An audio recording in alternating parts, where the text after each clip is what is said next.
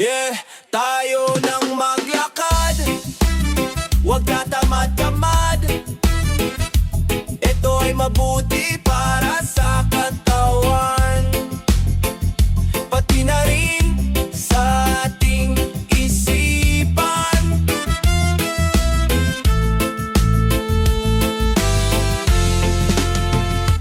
Ang paglalakad ay magandang exercise.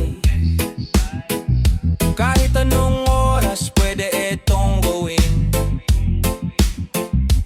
Matipid at hindi magastos, walang gadget na requirement. Sabi ni Doc, sa paglalakad naiiwasan maging high blood.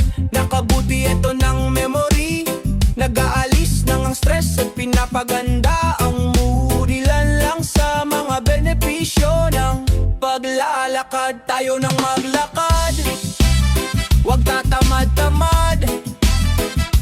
Ito ay mabuti para sa katawan, pati na rin sa ating isipan.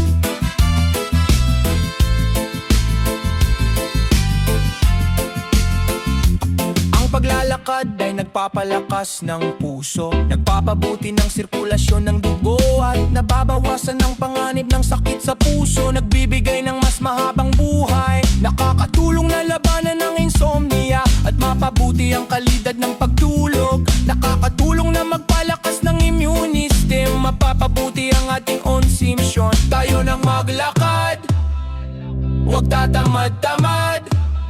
Ito ay mabuti para sa katawan, pati na rin sa ating isipan.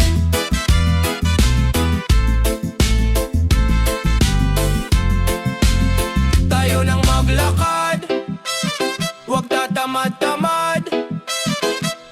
Ito ay mabuti para sa katawan. Tayo nang maglakad, huwag tatamad-tamad.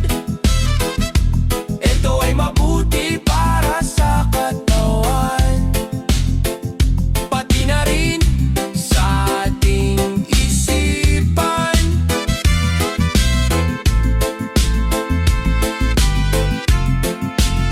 Tayo nang maglakad, huwag tatamad-tamad.